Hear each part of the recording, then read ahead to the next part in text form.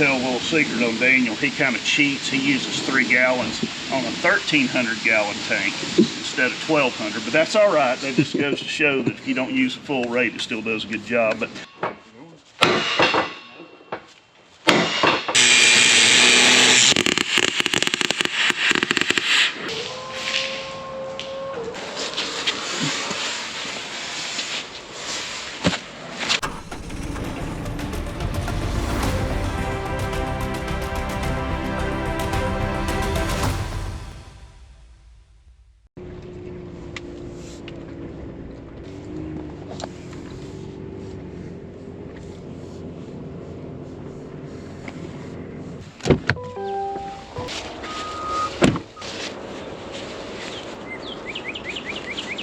A little chilly.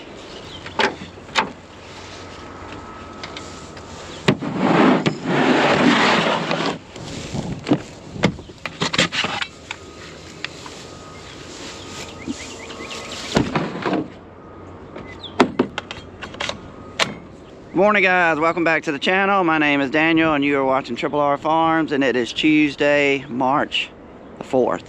And we are back out here at the new land doing more cleanup. But this is probably the last day we're going to be out here for a little while because we got rain coming this afternoon. It's supposed to be a lot of rain coming across. It's supposed to be really, really windy today. They were talking about 30-mile-an-hour winds, gusts up to 40 miles an hour this afternoon. So it's going to be pretty rough here later on today. So Wayne and the fence crew, they are still taking down fence, but they are on their last fence to take down. They got some more concrete blocks to get up. I took down a iron fence that was right here beside me. We got to get these things out of the field. I got a few little trees I'm gonna have to pull up when we take in this field right here. I think we got some water troughs and stuff out there I got to get up. But we are getting down to the end of getting this place ready, which is good. Thank goodness we had a good stretch of dry weather to get all this done. But yeah, it's looking like a farm. So anyway, y'all sit back, enjoy the video. Let's get this baby started.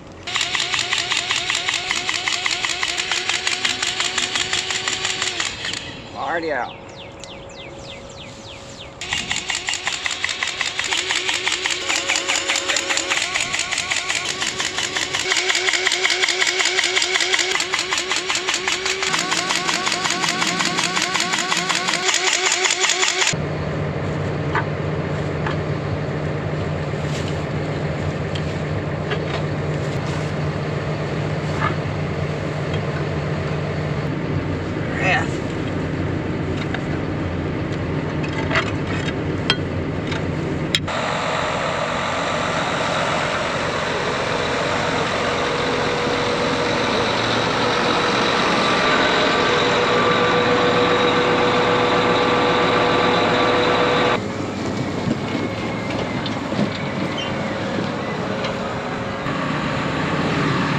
I need you to look at my tracks. I think I need to tighten my tracks. They got a pretty big bow in them.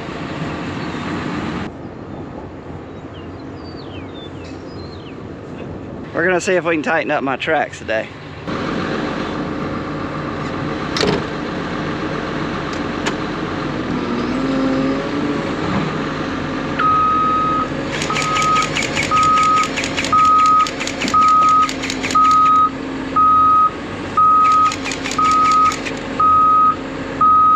Go forward.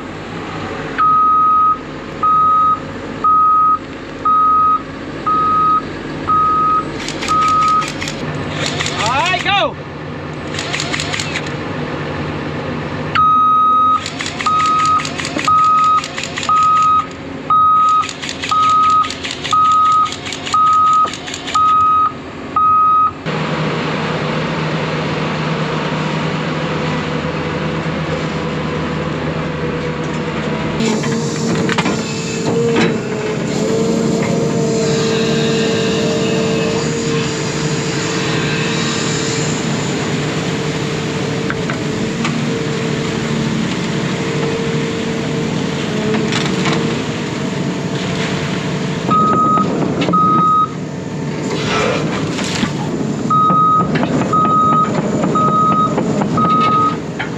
wind is starting to pick up now.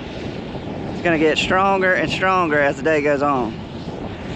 But it's a non-stop blowing.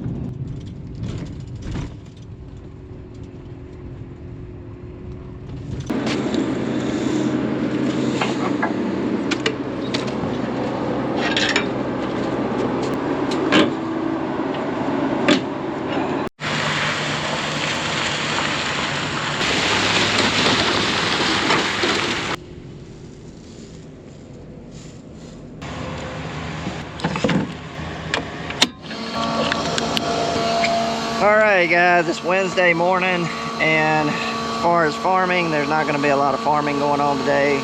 That's because that storm came through last night and had a lot of wind with it, but I don't think we had any damage as far as I know. But pretty much everywhere got about an inch of rain, so we will not be in the fields plowing at all.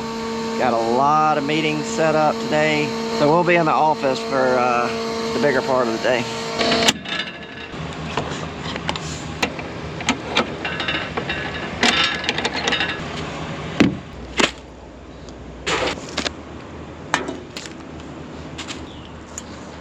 But we did send PA James and Wayne down there to start bringing some of the equipment home from the new land.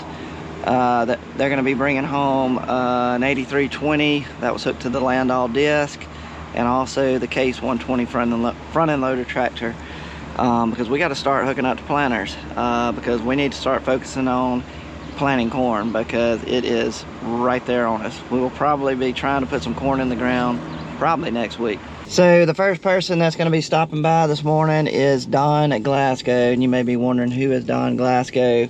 If you notice on our videos, we use a lot of Schaeffer's products, and he is a salesman for Schaeffer's, and he's going to be dropping by. I don't know if his son Dakota's with him or not, but he's going to be coming by and dropping off some more product.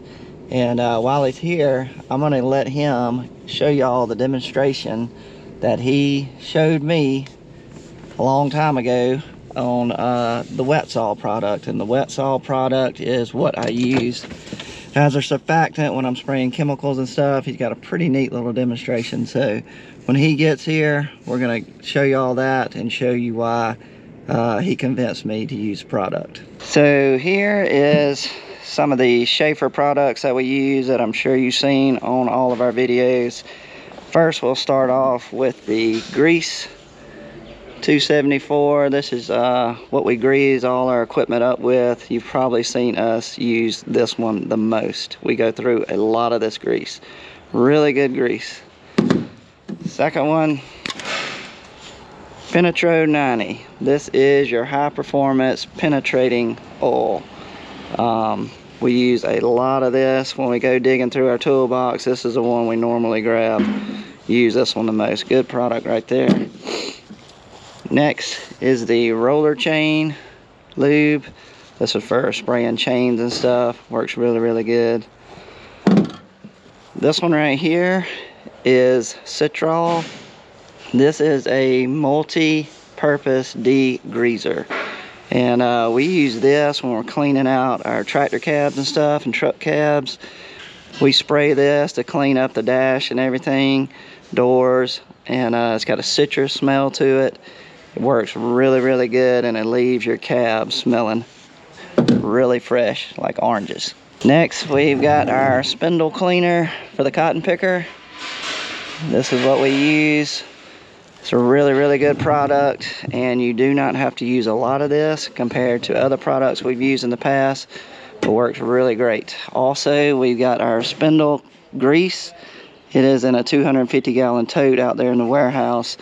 I won't show you all that, but we use a lot of their cotton picker spindle grease.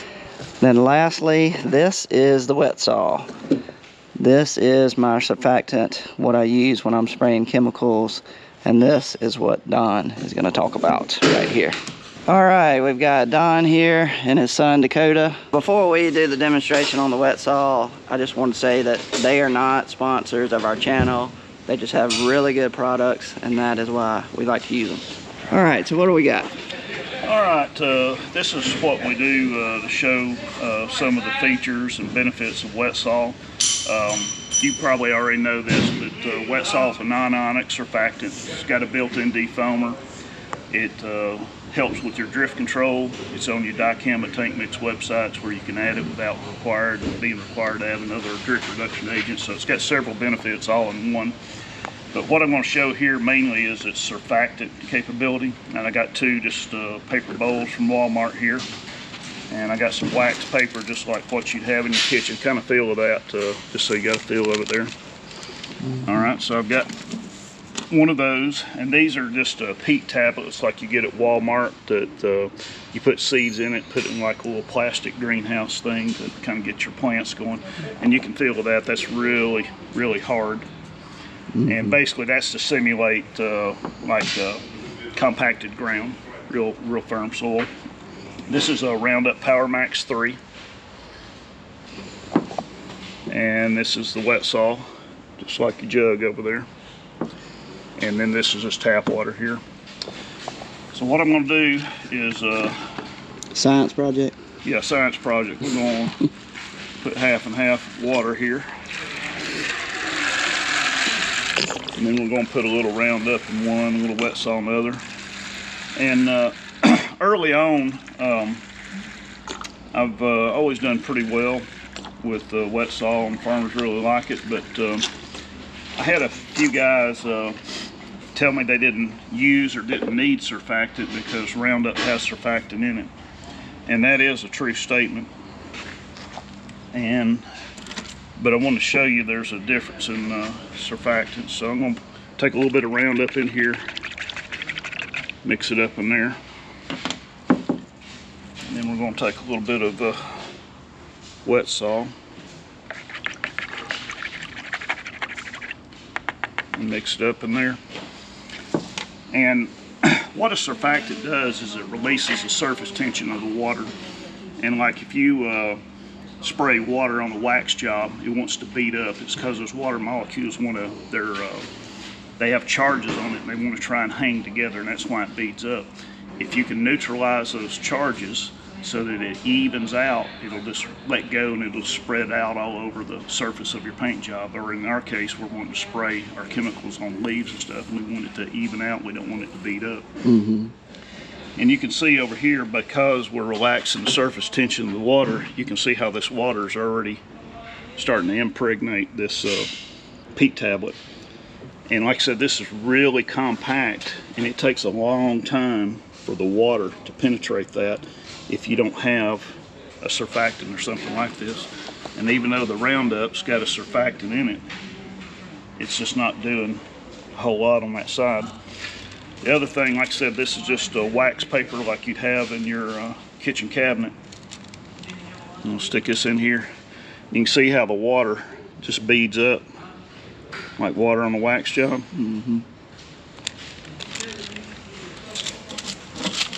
But when you stick this in the wet saw, you see how it evenly sheens out there. And you watch that, see how that's curling right there? Just keep watching that. And what's happening is that water is going to go through all the wax crystals on that paper, and it's actually going to wet the paper that the wax is over. Feel that right there, and it feels kind of like wet toilet. Just grab it with your fingers. It just has no rigidity. It's just like wet toilet paper. And what's happened is you've relaxed the surface tension of the water, and it's able to go in between all those little wax crystals, and then it touches the actual paper in there, and it just melts, like I said, like wet toilet paper. And you can see right here, just in this short period of time, the water is completely absorbed into that.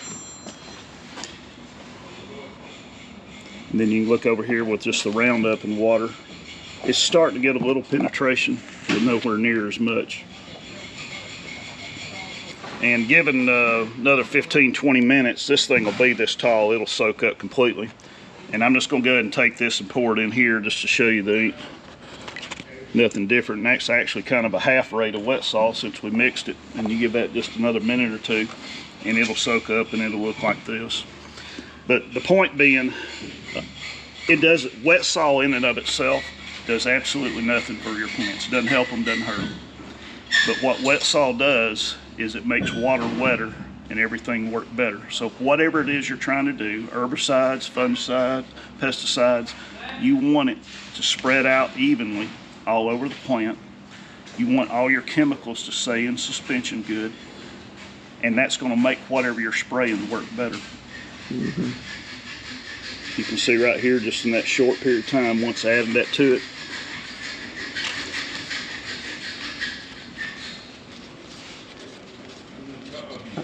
and this is a wax coated bowl. Feel the sides of it, how it's just almost given away because the water has gone through the wax coating. But anyway, that just shows you the effectiveness of the surfactant. And this product is super inexpensive. I mean, I'd be surprised if there's anything you're using other than the water that's cheaper per acre to apply. Part of that is it's a waste product from our petroleum business because it is a petroleum-based surfactant. And due to that, there's applications where you can use it as a crop oil or as an MSO, methylated seed oil. So it's got a lot of advantages. It's all in one. You buy one product, it kind of takes care of a couple of different things. Super inexpensive. Has drift control benefits to it. So just a good all around in one product. And that is what it looks like. So that was the demo on the wet salt. How many years ago didn't we do that? This will be the 4th or 5th season with you. So let's just say 5 years ago. Anyway, he did that demonstration, and I've been using wet salt ever since. I'm gonna tell a little secret on Daniel. He kind of cheats. He uses 3 gallons on a 1,300 gallon tank instead of 1,200, but that's all right. That just goes to show that if you don't use the full rate, it still does a good job. But usually, I'd say 2 by 2.5 is most common, but I've got some gallon customers too, and then of course you got your tote guys that really like the totes, just depending on what they do. And then I've already told them about your whole other lineup of products, which that's probably not even a drop in the hat of what y'all actually sell, but we've got I'm going to say this, you may edit this out, but we've got any kind of lubricant you need except refrigerant oil and KY jelly. Anyway, that's kind of what we pretty much got it covered. Obviously, you've seen Daniel using the grease. This is a 3% moly grease. We have a 5% moly that meets the most stringent Caterpillar specifications out there. But honestly, there's about 5 greases that farmers might use, and really just depends on personal preference. When Daniel first bought grease, his comment was, well, Dad's old-fashioned and Dad likes black grease, so that's what he's got, black grease. Penetro 90, you've seen Daniel use that a ton of time. Great rust buster. That's what I call the go-to one. Go-to one. That's the most common one we grab when we go in that toolbox. This guy right here, a lot of guys, they're a good rust buster because they're so volatile, but because they're so volatile and evaporate, they're not a good lubricant. This guy's got both benefits of it. You can lubricate something, a door hinge on a track hoe that, you know, WD-40 or something might last a month, but this will last at least twice that long, probably 5 or 6 times. And Penetro 90 is an additive that we invented. Nobody else is going to have it, and it's in basically just about every lubricant we got along with moly. Roller chain, seen Daniel use it. Basically, if you're baling hay, your combine chains, maybe some planter chains, really You can actually use this on sealed bearings where you can't lubricate it, because it's got an affinity for metal. It will actually get in there and help lubricate that, especially if you got something like a fan on your blower motor in your truck that's in that box area. It's hard to get out. You can get to it with this. You put that on it and it'll actually shut it up for a while, but it's a dry moly lubricant. This guy right here, if it's petroleum based, this will knock it out. Anything like Sharpie Magic Marker will take it out of your clothes. So your clothes already been washed and dried, you can put Citrol on it, take it out. Bubble gum out of your kid's hair, spray it on it, get it out, won't have to cut it. Bubble gum in the carpet. Racers call it their black tire mark remover. They use it to remove tire marks. If you've got a sticker that you peel off, that adhesive is petroleum based. Spray that on there, let it sit, you can wipe it off. So tons of uses for this, easy on your hands, smells good. I've actually got farmers' wives that'll call me and say, hey, I need some more Citrol. I'll tell him to order something and get a Citrol on there. So this is hands down, no matter what customer I got, they all use this. Don't matter if it's trucking, industrial, landscaping, farming, everybody uses Citrol. And I'll put a link in the description of his number, ways to get in touch with him, website and all that. So if anybody wants to look at that after they watch the video, that'll be an easy way to get these products. That's it. See you guys later. Appreciate your time.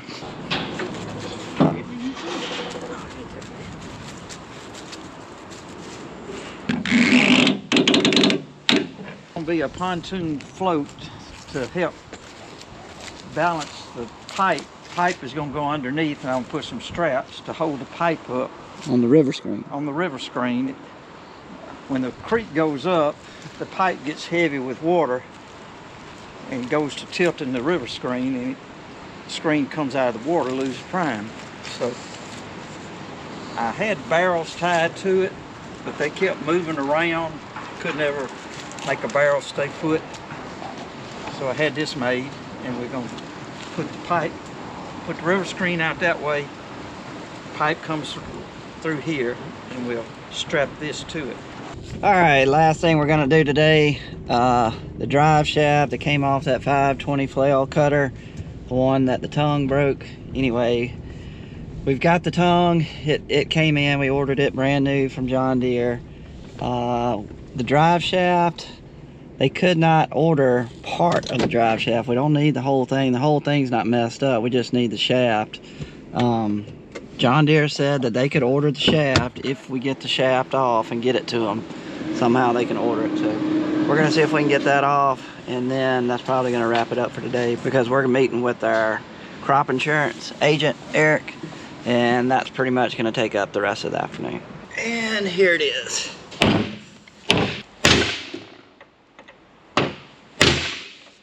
Got spray.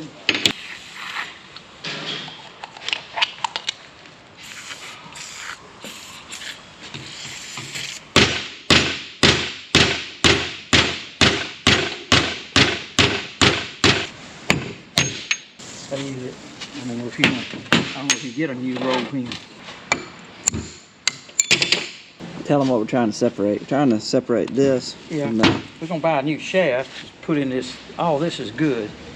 We just bent the shaft bad when the tongue broke.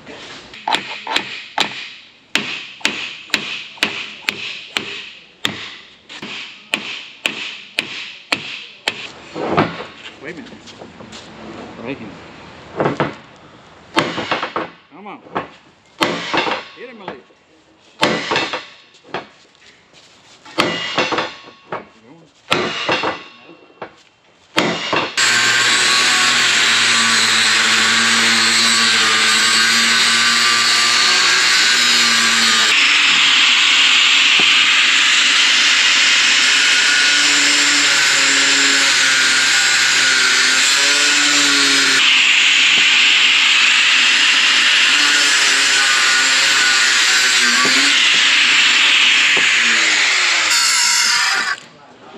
Look at that perfect cut. That's what I'm telling you. See how thick that is? That's not any little cheap star. It's made for horsepower. It's pretty thick.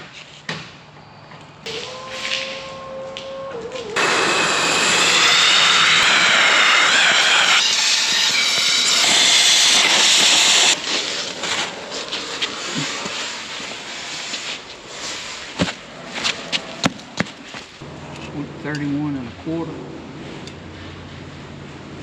Yeah.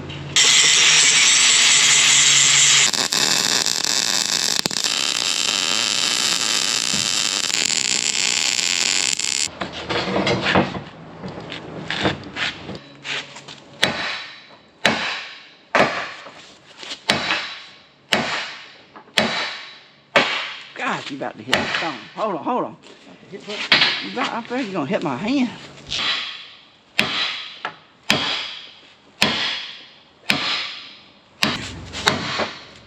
You ready? Hurt your hand? Nothing.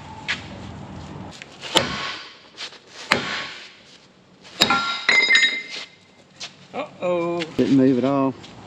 No, you can look through the hole. It's still lined up.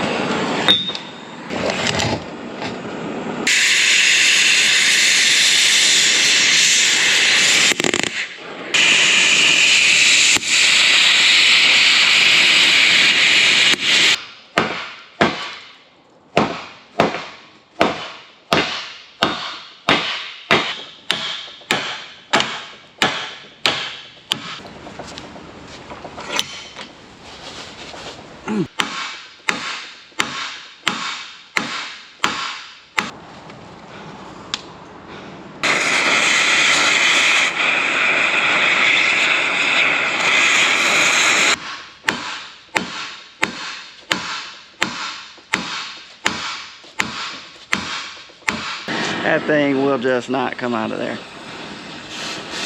We're just gonna keep cutting, keep torching.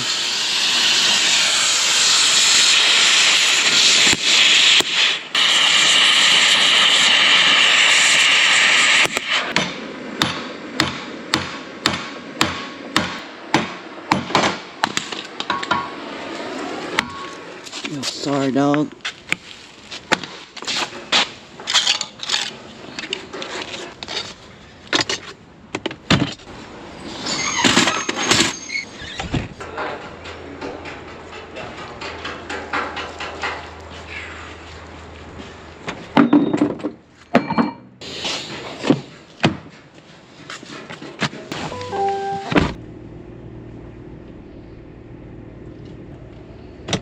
Oh man, I hate ending a video like this, but we could not get that little piece out.